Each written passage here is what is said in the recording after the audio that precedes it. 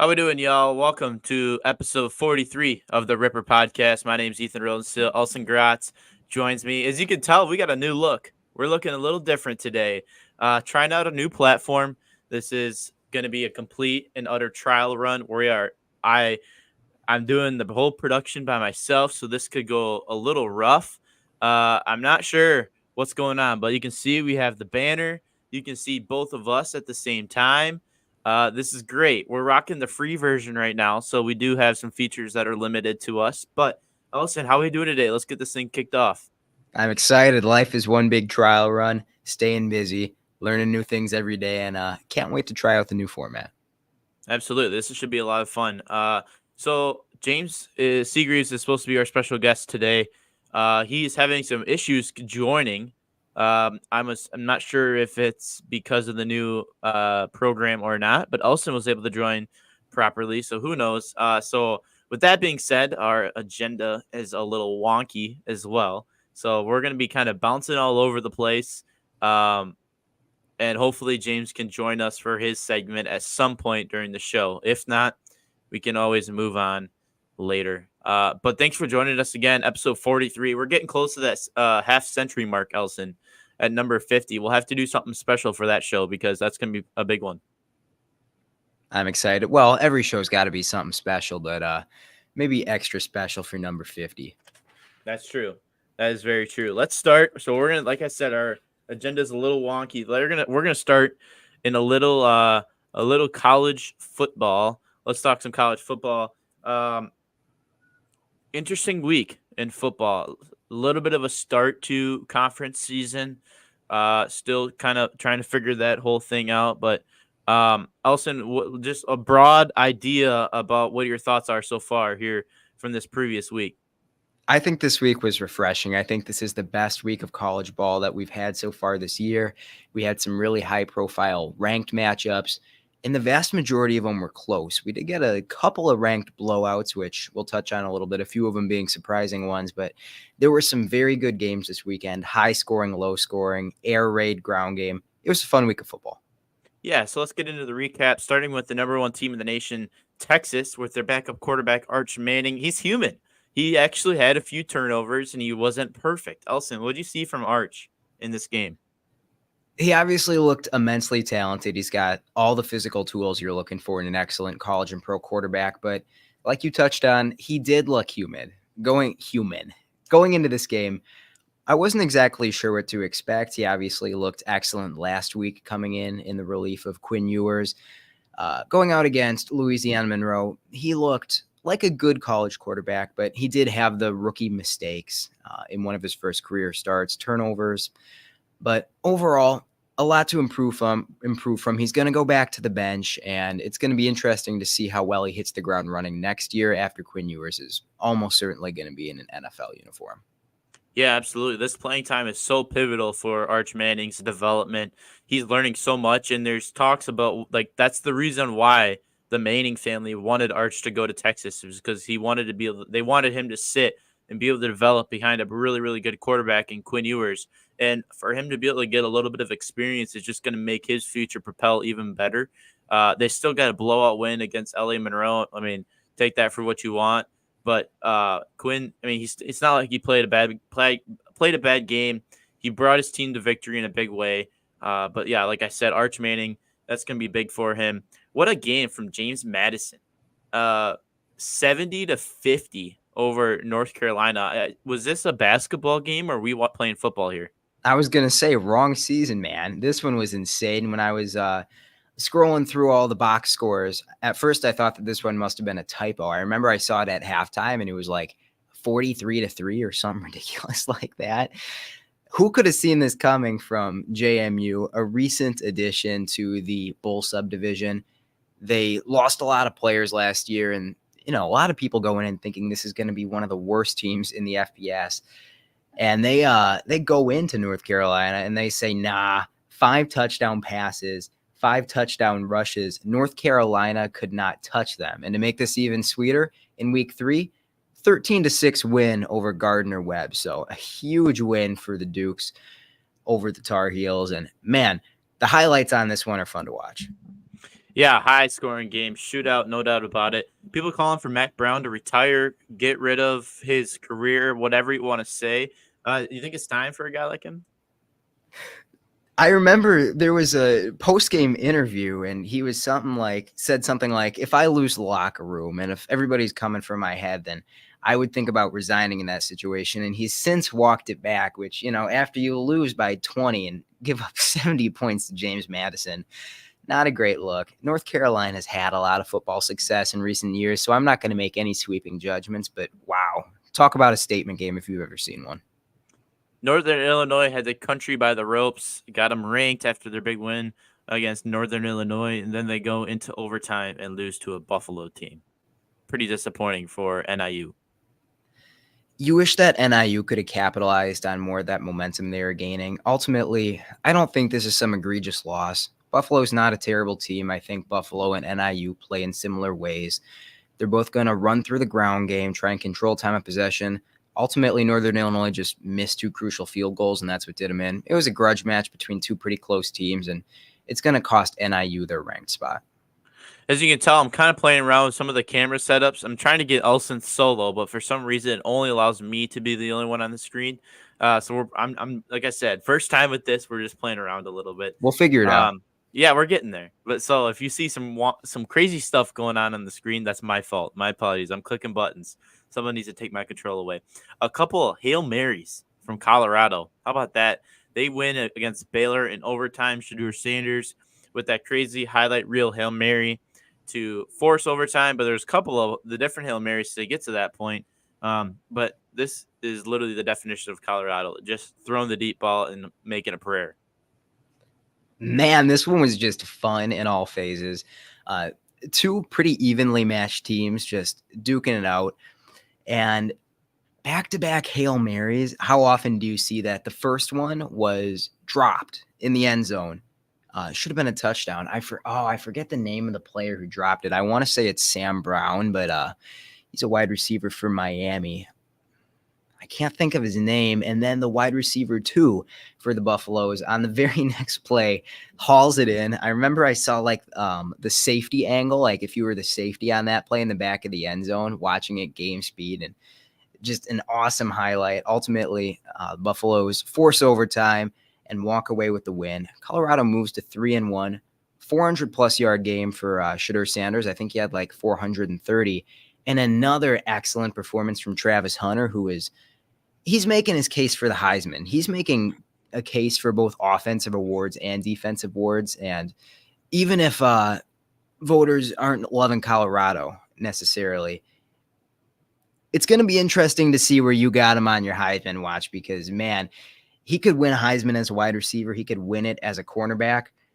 Don't want to shift the focus away from Shedeur Sanders, though. Great game. Also got sacked 8 times. So what's more Colorado than that? Absolutely.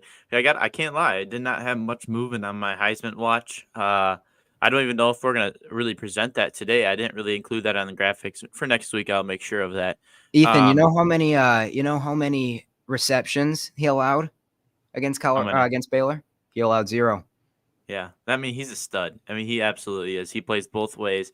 They're talking NFL players. I think I was watching the Amon Ra podcast. I saw a clip of it, and they were talking about how it's just going to be impossible for him to play both ways in the NFL. And they're saying, which side is he going to choose? Elson, if you had to choose one side and you were Travis Hunter with his ability, which way are you going, wide receiver or corner? I'm glad you asked. I personally would go corner. I think he's pretty similar at both positions, but I don't know that he has game takeover potential at wide receiver versus I think he can be an all-pro caliber cornerback. The beautiful thing about Travis Hunter, though, is if, for whatever reason, cornerback's a very mental position, a high variance position. If things don't work out there, I have a lot of faith he can pivot to wide receiver and just being an elite natural playmaker, a great athlete, someone who can run routes and make guys miss in space. He's got the flexibility to play either position. So I would go corner. He could even have a special package on offense where he gets certain plays. You know what I mean? And that's just it. We see that with these guys. I love that way of thinking because you can be a full-time cornerback that comes in for really important offensive snaps. I don't think you can be a full-time wideout who plays a little bit of defense. Yeah. So yeah, there you go. Travis Hunter, possible Heisman frontrunner. Elson is saying maybe he's just up there. We'll see. Let's talk some more top 25 big game. A welcome to the SEC moment for Oklahoma. Tennessee gets it done on the road. This is a big matchup that we were watching. And I think a lot of people predicted Tennessee to kind of have a statement win here. And that's exactly what it was. Don't let the box score fool you. I know it was only a 10-point win. They owned it the whole way. To Iamaleava. No. Iamaleava. Two Iamaleava fumbles helped keep this one close, but it was all Vols all game, it felt like. Oklahoma quarterback Jackson Arnold, the underclassman, gets Yeah. benched after a 7 for 15, 54-yard first half. What do you think about that? You think that was justified? I don't know. It definitely is a shot to the confidence, going forward the rest of the year. The guy they brought in ended up looking decent, but a little disappointing. I'm kind of a Jackson Arnold fan. And for them to bench him, I kind of think it just kind of hurts him. Not only it might give you maybe a better better shot to win that game, but it hurts him the rest of the season, considering that he might be the starter going forward. I think that they're starting their backup guy though this week. But yeah, I think I'm not a huge fan of that. I mean, 7 for 15 for 54 yards and an interception isn't anything special. Not good by any means, but it's not, to me, it's not bench worthy. I mean, just under 50% of his completions. Um, I don't know. I mean, that's the first half. You got a whole second half to play. Who knows? A lot can happen in a football game. I totally agree with you. It's a decision that caught me by surprise. And look, we're not in the locker room. Maybe there are things going on that we don't know about, but he Hmm. was entirely set up to fail. The Sooners could not hang in pass protection. Even Michael Hawkins, the guy that they brought in off the bench, he played better, but only because he was running for his life. I think he had like twice as many first downs with his legs as he did with his arm. There was no time to even let plays develop. I think all you're doing is shooting a young guy's confidence with that decision, but we'll see. Yeah. So Ole Miss, another big win for Ole Miss against a bad team, but that's just it. They don't play anybody all year long. Um, is there any concern for Ole Miss and their strength of schedule when it comes to the college football committee and looking at what seed they might get outside of the top four spots? I don't know how much concern there is with the rankings committee because if they keep winning big, I think they're going to get the respect that they deserve. I think there's something to be said for just winning the games that are put in front of you and winning them by a lot. However, when that comes to being ready for the college football playoffs, there might be a little bit of a shock because they've got to have one of the weakest strengths of schedules of any Power Four team in the FBS right now, if not the weakest. And not only does that make their projection against other really good teams cloudy, but it kind of makes projecting their players difficult. Like, how legit is Jackson Dart? How legit is wide receiver Trey Harris? How legit is Princely Uman Mielen? It's hard to tell because they're going up against group of five adequate corners and safeties and offensive tackles. It's just not easy. I don't know what the toughest game they got on their schedule is. You've got to think they'd have some in conference play, but going to be keeping an eye out for that because it's been easy so far. Yeah, continuing that kind of cupcake schedule thought is the Miami Hurricanes. They actually have an easier schedule than Ole Miss, and that is that the only team that they play the rest of the year that's ranked is Louisville, and they're not even ranked in my top 25. So I mean, they have the easiest schedule in my opinion out of any team that I know of in the nation, and they're just gonna walk away. I mean, they're gaining so much momentum. Cam Ward's everyone's Heisman favorite. I mean, these guys haven't played anybody. You're right. I did forget about Miami. I think that those are the two. And it is disappointing to know that that really fun, high powered offense isn't going to face any quality defensive challenges because it's going to be fascinating to see how that team that thrives on big plays and living in backyard football mode and running down the field, how they compare against some tougher defenses. Yeah, they seem to be the front runner to run away with the ACC, which means they will end up with a 1, 2, 3, or 4 seed in the college football playoff, and so they're going to get a first round bye. But then whatever team comes into town, playing at one of those neutral site games, it could be a little. a little bit of an eye opener for the Hurricanes as they play a tough test for the first time in the playoffs, and they never did all year long. It's good for them though that this is the format because in the 14 playoff, that would be a big knock on them, similar to Ole Miss. Do you think it's better doing it that way in terms of just having it be based on conference instead of raw strength of schedule? Do you think that makes for a better bracket? I don't know. I don't the conference. I think it's good and bad because it gives a reward for winning your conference, and I think that was needed.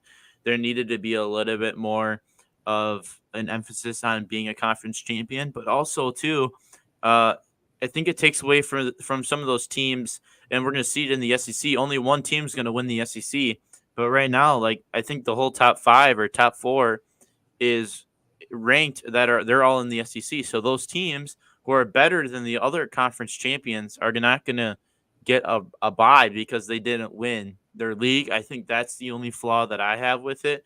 Obviously, still going to make the playoffs and probably get a home game, but it's not exactly giving the top seeds to the best teams. But it also does, on the other hand, provide an opportunity to reward a team for winning their conference.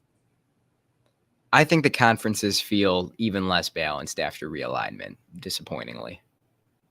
Yeah, I would agree. I think there's still some issues that need to be worked out. Obviously, we're seeing the Pac-12, now the Pac-7, getting into they're reuniting into a new conference, which I think is great to see.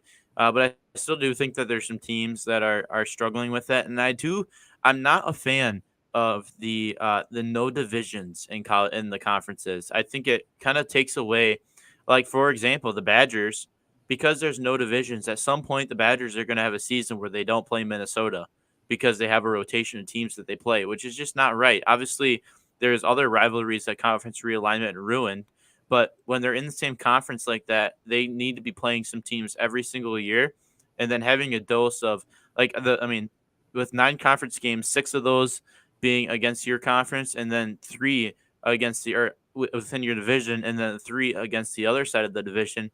I think that provides a much better structure, a little bit more format, and increases some rivalry games.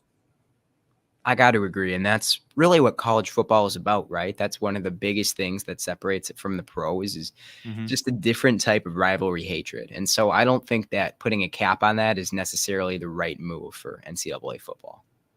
Yeah, all fun things to think about. That'll all work itself out in a good way. Ohio State survives Marshall. The big plays saved them. Marshall put together some nice long drives, gave them a run for their money, but as soon as Ohio State got the ball, they had a big play, and it's just like that, a tie game. I do think that the Buckeyes punched down a little bit here, especially defensively. I mean, anytime that Marshall is able to put together some strong drives against Ohio State, there's going to be a little bit of concern. But the Buckeyes offense is still the Buckeyes offense. This was truly a coming out party for Travion Henderson and Quinshon Judkins, just owning that backfield this game. Buckeyes marching up and down the field, but not the strongest result against a Marshall team that, needless to say, is not in the same weight class. Yeah, absolutely. How about Utah? Without Cam Rising, they go on the road and win a rivalry game against Oklahoma State. Uh, I believe that was Zach Wilson's younger brother who ended up being the quarterback who had a show out there. Utah is a really good football team, and they might be the front runners in the Big 12. They just find ways to win, it feels like. The final score makes it look like this one was close all game long. Not the case. The Utes owned it. They owned the ball this game for almost 3 quarters. 42 minutes and 26 seconds time of possession, 250 rushing yards for Utah. It was complete ownership of the contest. And as for Oklahoma State, we knew they had some vulnerabilities headed into this game, and they were on full display. Simply put, Ollie Gordon is not having the follow-up season to his league-leading rushing campaign last year that he needs to have. He's averaging 3.3 yards a carry this year. And he had his longest run of the season last Saturday. It was in garbage time. It was 18 yards. That is his longest run of the year thus far. Quarterback Alan Bowman, 49% completion. He threw 2 picks. I mean, things were ugly for the Cowboys. So they need to right that ship as quickly as possible. And a good win for Utah, keeping that momentum going without Cam Rising. Yeah, it seems like the whole Cowboy nickname for your team isn't so good right now.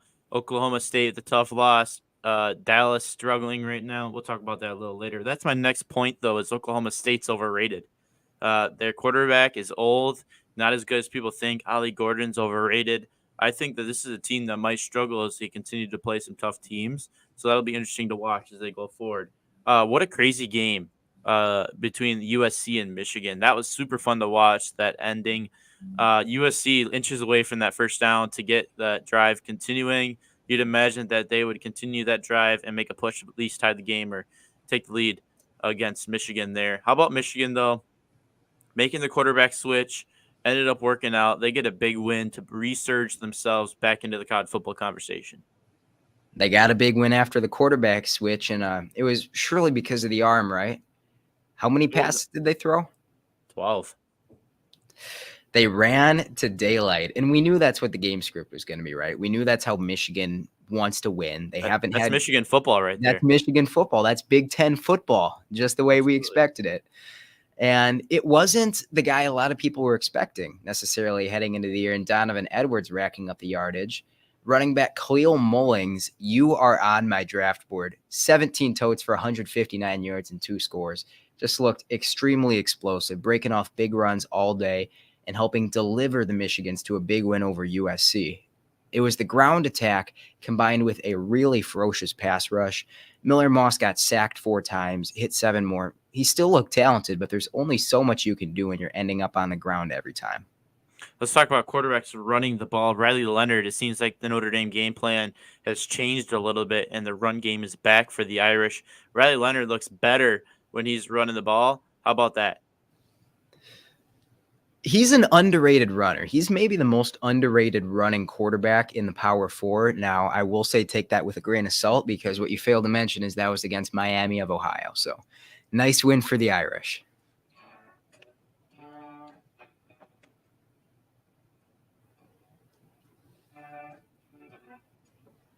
Sorry about that. A little technical difficulty there.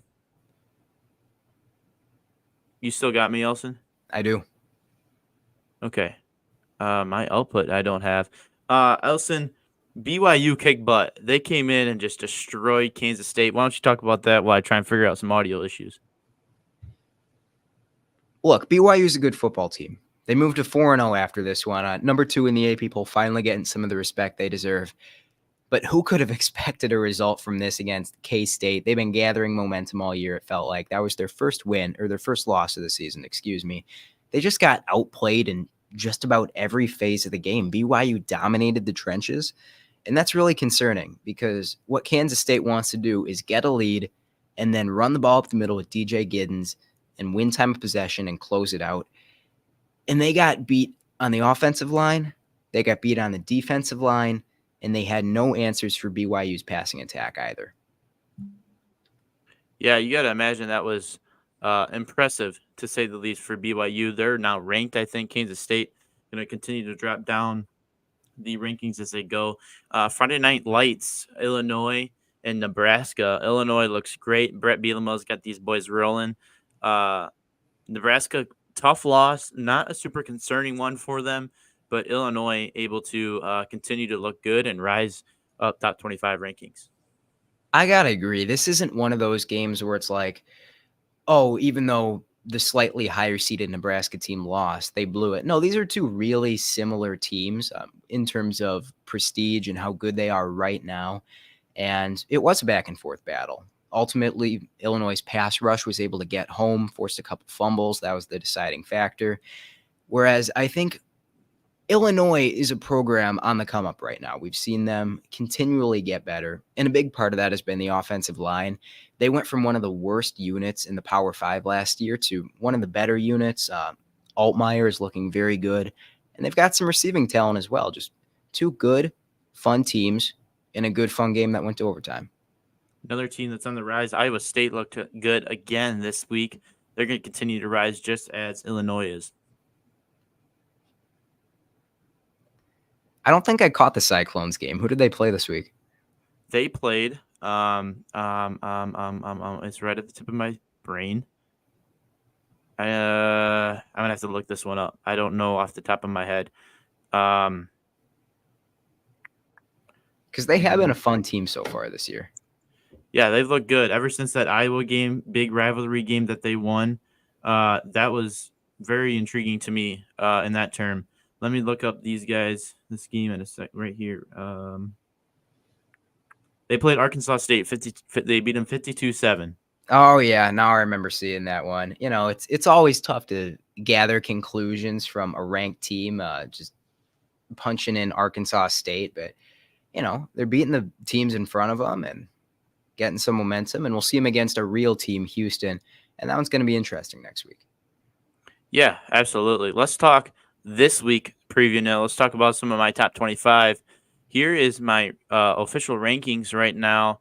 Not a lot of movement, a little bit there with Oregon and Tennessee uh, on the rise. A couple of good opponents that they've played so far. Elson, what are you seeing with this list that you like or dislike?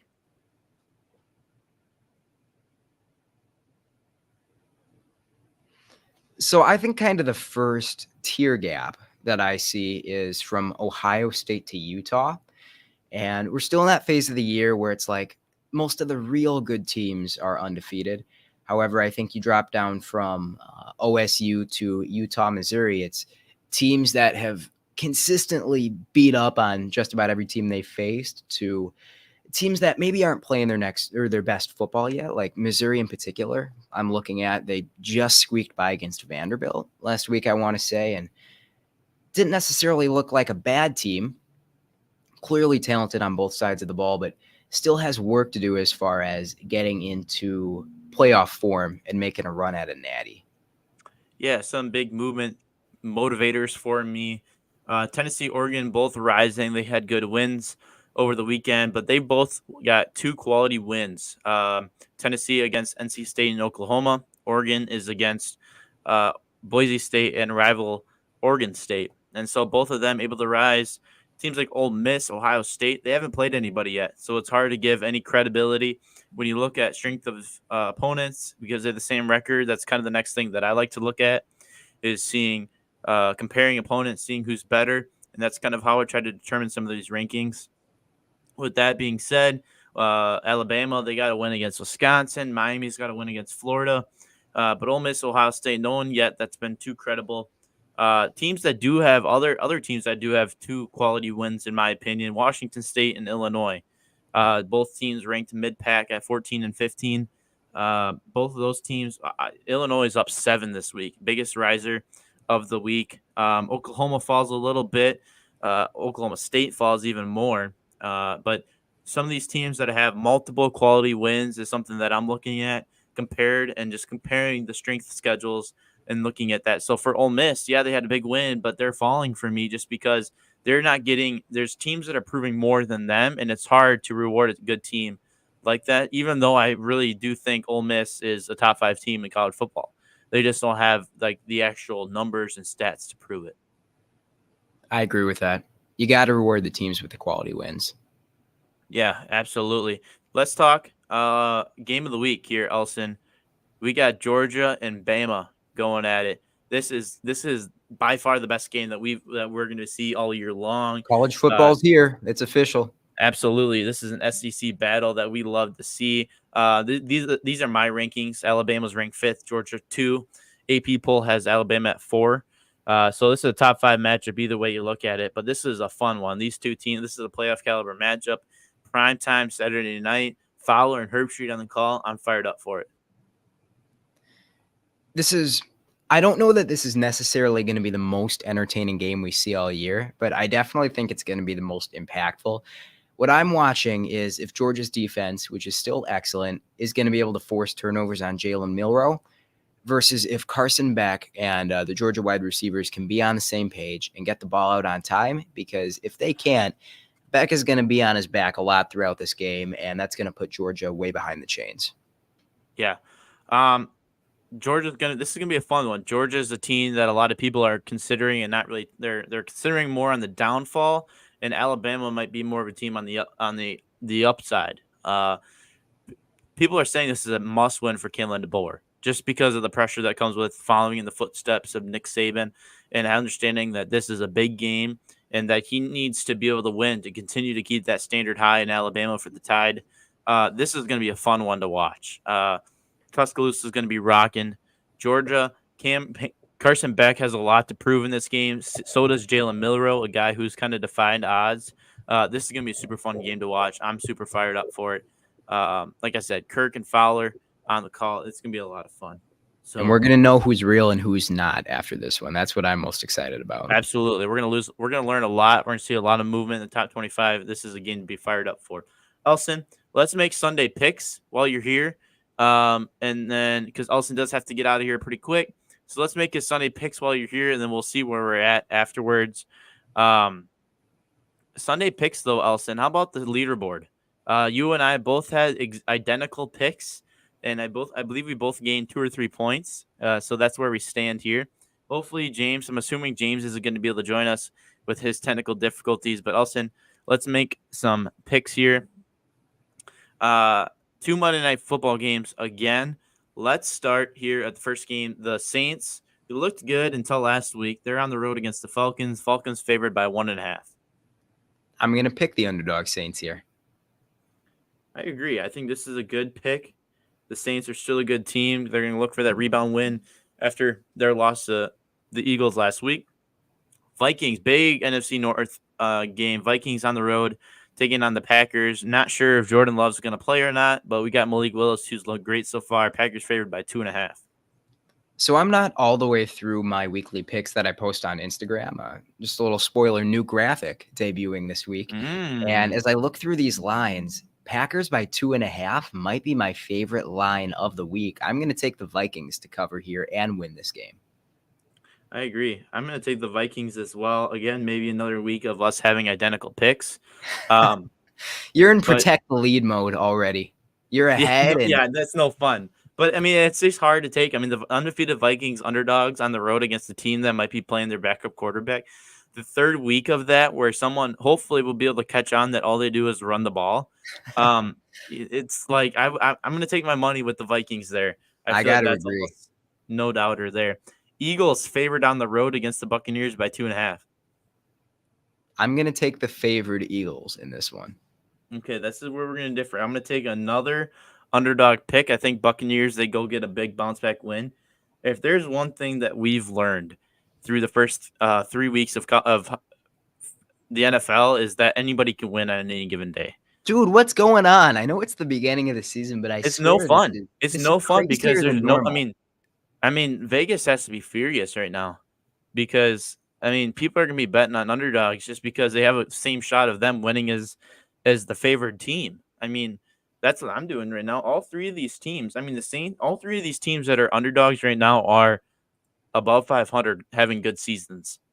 So I don't know. It's been crazy so far through the first 3 weeks, and I'm excited for the rest of it. Let's just say that. It feels like there are 25 good teams and like 0 overall great teams right now. Yeah, I would agree with that. A lot of teams that are here, but there's not that one team that stands out that's up there. I would totally agree with you on that. Bills underdogs on the road against the Ravens. Ravens favored by 2.5. Bills, man. Like, obviously. What are we doing with these lines? Absolutely. I think I'm also going to join you with the Bills. The Ravens almost blew that game against the Cowboys last week.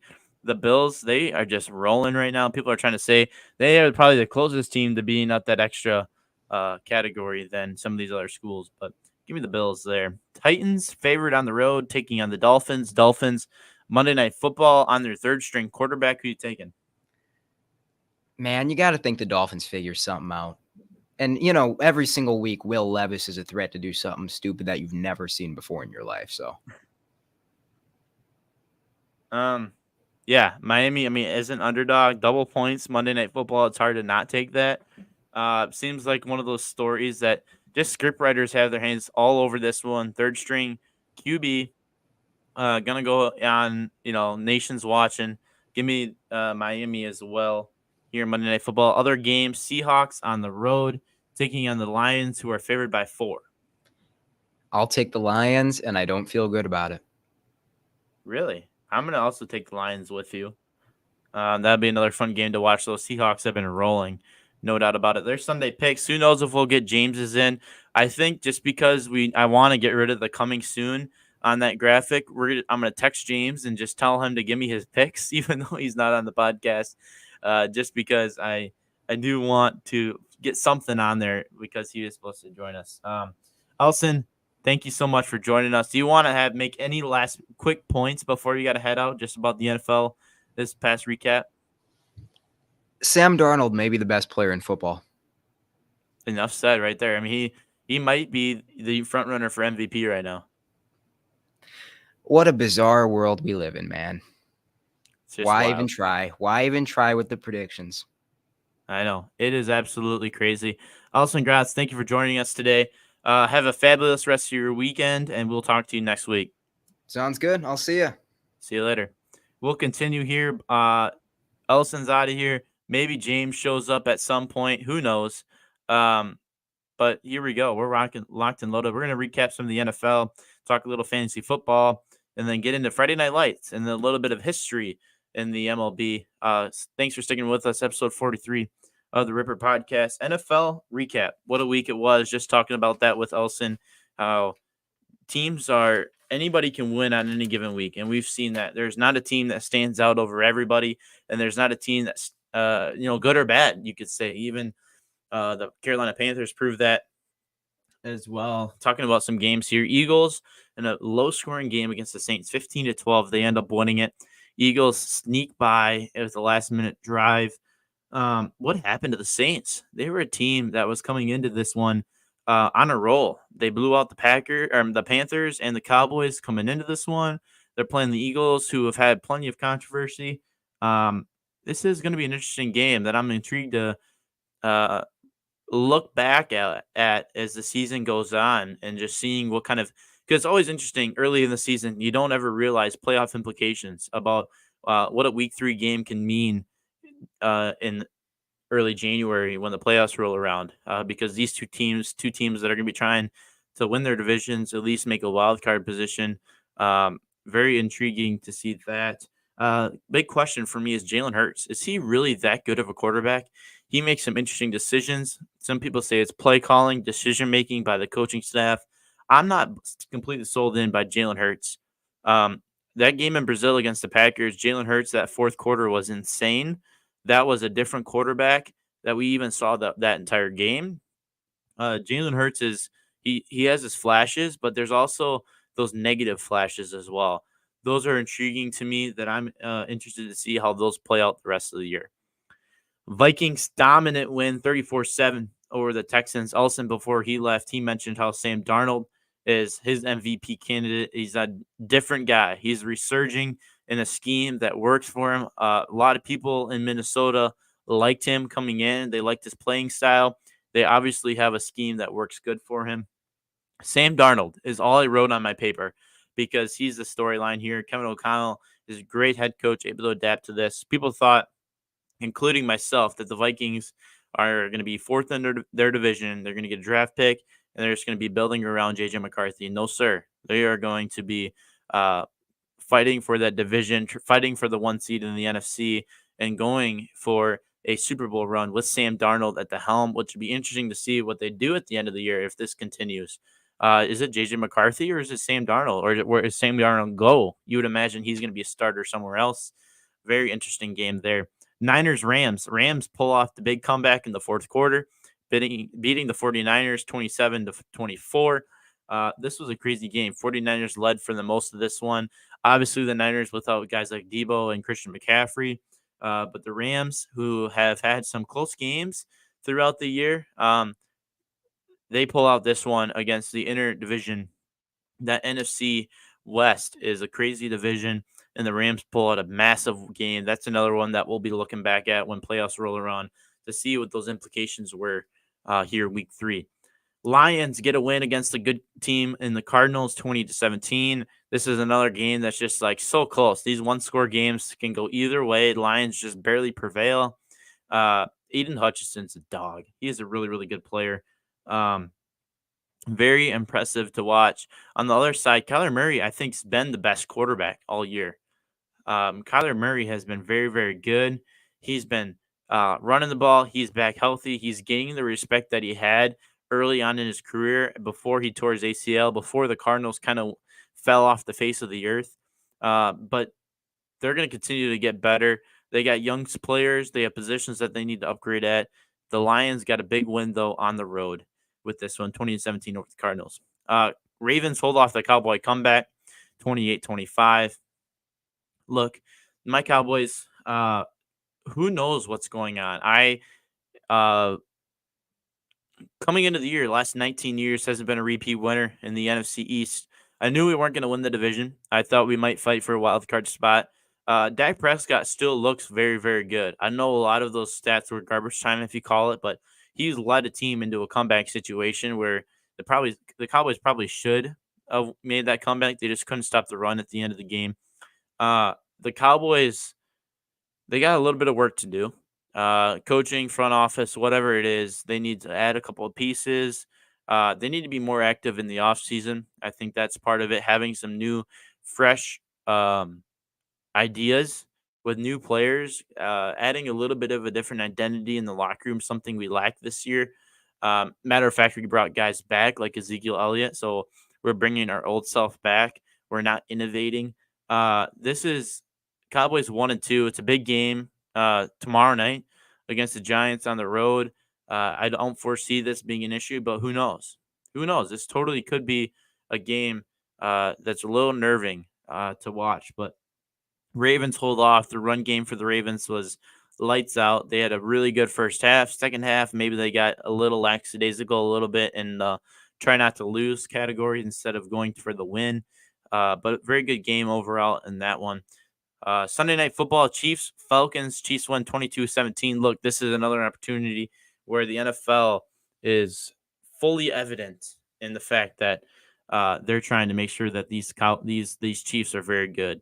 That was totally PI against Kyle Pitts. It actually cost me a fantasy football matchup because I needed the touchdown points to win. The refs on the Chiefs side, the script writers have it all over themselves. They understand the Taylor Swift market and what that does for the league. This is a disappointing look for the NFL. It is what it is. But 2 red zone stands for Kansas City, excuse me. But no doubt about it, that was pass interference in the back of the end zone against Kyle Pitts. No doubt about it. All right, let's talk a little fantasy football with our league here in the Ripper podcast. There are the power rankings. Like I said, the Kyle Pitts controversy resulted in me not getting a win, which is a little disappointing. But you know what? We can't win them all, as they say. I'm 3-0 in the Ripper Podcast League, though, which makes me very happy. My team is very good. I have very good depth all around. I'm very excited about where my team is going. But there's your power rankings, as you can tell. Some risers, some fallers. I know Elson and I believe that was a different league, but Elson and I had a good battle. I beat Ryan, though. So that was happy for me that I ended up beating Ryan on in this league. So continuing to do that. But there's a little fantasy football, the power rankings after week 3 of the Move It Forward League. How about that? Continuing on, like I said, our agenda is a little jumbled, a little odd, but we're just going about it. Let's talk a little Friday Night Lights, week 5 review for some high school football. Big news, though, we'll talk about in a second. The Friday Night Tailgate, we're putting that on. Super excited for it. James Seagreaves is going to be a co-host on that, part of the reason why he was supposed to join the show. We're going to preview some of these games. Obviously, technical difficulties. Internet can sometimes not be our friend. That's okay. Let's talk about last week in Friday Night Lights, though. Good win for New Glarus. They get a massive win. They're continuing to roll. They're a good football team this year. Monroe hit the under. We set the line at 41.5, how much they would win by. Under that, they didn't put up as many points as some expected, including us, against a pretty bad Whitewater team, but still got the win in good fashion. Brett had Judah, first win under the new head coach era for them. I believe it was homecoming for them as well, so massive win for them. Evansville keeps their conference championship hopes alive. Big win over Jefferson. They're battling with Monroe for that conference championship. Second to last week of the regular season is when Monroe and Evansville play, and that'd pretty much be the conference championship right there. Blackhawk, big blowout win for them, 62-0 for them last week. So a lot of good success for the area schools, which leads us to the Friday Night Tailgate preview. This is super exciting. Very, very exciting. I'm fired up for this. This is happening Friday, the first ever Friday Night Tailgate. Hopefully something that we'll be able to continue going forward. The Friday Night Tailgate is presented by Craig Camholtz and the JMB Insurance Group. Special thanks to them for helping make this possible. This Friday, MHS tennis courts right next to the football stadium. Show starts at 5 p.m. It's a pregame show. It's going to be just like college game day. Super excited for it. The doors open at 4 p.m.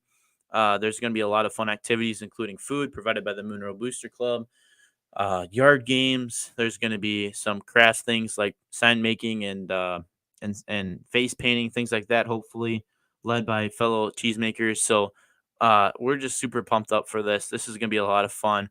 We're going to have special guests. Let's preview the agenda that we got planned for it. Special guests include Natalie Dillon of the Monroe Times. We're going to be talking about the Monroe Times game of the week, which is Monroe versus McFarland. We'll highlight that in a little bit as well. We'll have athletic director Eric Jubek on as well. That's going to be super fun. He's first year for him. He was one person who was able to make this possible, so that's super exciting as well.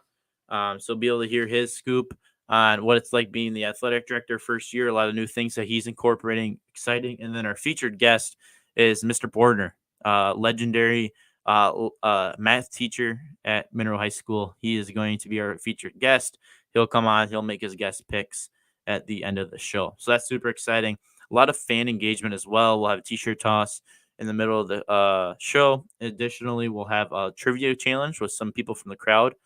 So we'll select some students, some people in the crowd to come on up, get a mic, and answer a couple of cheesemaker trivia questions. So we're super excited about that. And additionally, we'll be covering some of the area games, including some big games that we'll talk about here in a second. But we'll be talking about some games, some teams, conference implications, things like that.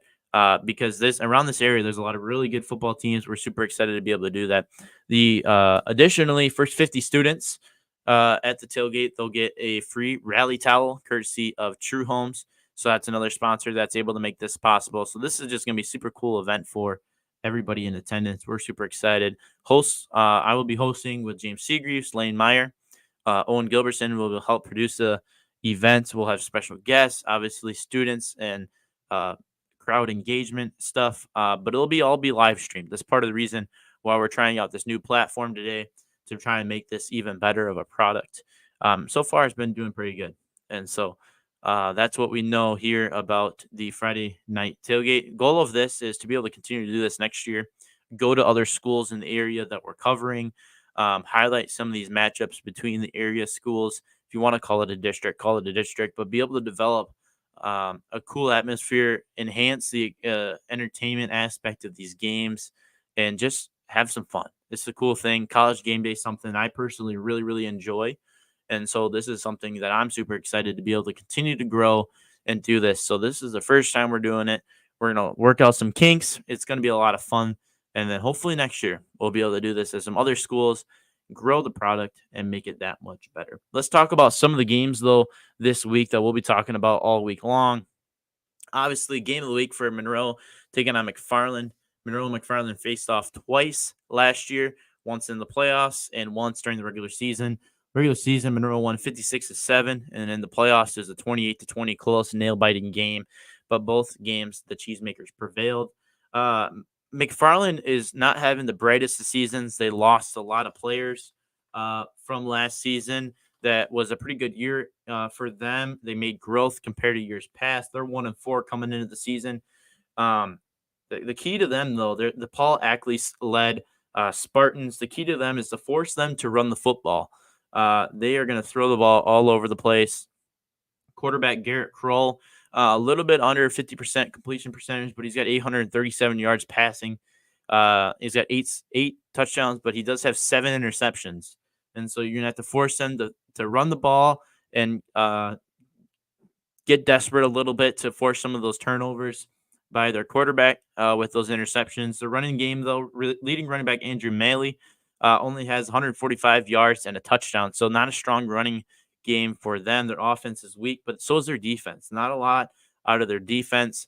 Key for the Cheesemakers, as it is in every game, is to get to an early lead and go out and just continue to drain that clock, run the ball, and manage the game. And that's what they do best with that wing T offense. That's going to be the key for Monroe to get over McFarland and continue their hurdle into getting another conference championship. Eventually, they're going to have to cross paths with Evansville, who is currently number 1 in the conference. Evansville, they take on Delvin Darien, another Rock Valley Conference team who's having a pretty decent year. Evansville should be able to take care of it, though, but their offense is very balanced. They can run the ball, they can throw the ball. Lincoln Keller, running back Lincoln Keller, 480 yards, 5 touchdowns. Harker Larson is another running back who's got 335 and 7 touchdowns. Very good efficiency from their quarterback Matthew Wickerstrom, 628, 7-2 with a 61% completion percentage. They're undefeated so far. Garth Coates has this team rolling right now. Delvin Darien, though, they're a little bit better than they have been in years past. They got that above 500 record in conference right now at 2-1. So it'll be intriguing to see what they can do for Delvin Darien, and seeing if Evansville can keep their conference championship hopes alive. Belleville taking on Southwest East Dubuque. Belleville not having a great season so far. Southwest East Dubuque 3-2 coming into this game, 1-2 in conference. They're going to run the ball all over Belleville. That's at least what they're going to try and do. Super exciting to see watch that game. Blackhawk Warren taking on Wazeca and Seneca. Never heard of that school before, to be honest. They have not allowed a point in the first quarter all season long. They're going to run the ball. That's their goal. They can throw the ball. They're 3-2 coming into the game, 2-1 in conference. So that'll be a fun one to watch. Darlington taking on Fenimore. Fenimore, you got to force some turnovers. Fenimore has, I believe they're allowing 31.8 yards passing, their defense is, but they're allowing 112 yards rushing. And for Darlington, they want to run the football. That is their main intent, and that is their goal this entire time. Let me flip through my notes. Quarterback Zeke Zuberbuehler, 64% completion percentage, 411 yards, 6 TDs, and 2 interceptions. And he adds 381 yards and 3 touchdowns on the ground. They got the Christ brothers, and we'll talk about this on the Friday tailgate. They have Callum, Ross, Isaac, and Talon. All Chris. There's 4 of them on the team. One of them's a running back. He's got 453 yards. That's Callum. He's got 3 tuds. And then Ross Chris, 3 fumbles and a forced interception as well. They're battling. Darlington is battling with Cuba City for their conference title. Continuing on, Peck Argyle and Riverdale. Riverdale has not won a game all year. They're averaging 5.6 points per game. Hasn't been a good start for them this season. Peck Argyle will look to continue growing their year against them. Interdistrict game, New Glarus, Broadhead, Judah. New Glarus is looking really good so far. Broadhead, Judah just getting their first win of the year. Quarterback Gabe Backhop, 1,113 yards, 7 touchdowns, 3 interceptions. Broadhead, Judah is going to look to throw the ball. New Glarus is going to run that balanced attack, but the New Glarus is having a really good season so far, and they'll look to continue going about that. Matt Roth, quarterback, 842 yards, 10 touchdowns, only 1 interception with that 62% completion percentage. So this is going to be a good slate of games. We're super excited to be able to dive into these on the Friday Night Tailgate. A lot of experience, with some of the other hosts, James and Lane, former high school state champions as well. It's going to be a lot of fun. We hope to see you there. There's going to be food, a lot of activity, a lot of things happening with the area games as well. Can't wait for it. This is Friday at the tennis courts. Doors open at 4:00. Show starts at 5. Super excited for that. Let's continue on here now. Let's talk a little MLB, a little bit of record book MLB. You could say Shohei Ohtani officially into the records. He goes into it as a big way. Back on the 19th, he had 3 homers, 10 RBIs, 2 stolen bases, 6 for 6 against Miami. Shohei Ohtani, a part of the 50-50 club, he's got 53 homers now, 55 stolen bases, and they still have 5 games to go in the regular season. On the other side, the White Sox make history. They lost back on the 22nd, 2-4. They've lost 120 games. They're 37 and 120, which ties the 1960 Mets for the most ever. They have 5 more opportunities to take the record, so they got to lose one of the 5 to get that record, which I wouldn't put it past them. So a little bit of records on both sides, which is very, very interesting. Well, guys, that's all I got. Elson joined us a little later. He had to go. He gave us his insight. Thanks to him for joining us, as always. James Seagreaves unable to join us due to some technical difficulties with the internet. No problem at all. Thanks for joining us, episode 43. We'll see you at the Friday Night Tailgate. Friday, tennis court show starts at 5 p.m. We can't wait. This is going to be a lot of fun. I'm super excited. My name is Ethan Rollensteel. Thank you so much for joining us. We'll see you next time.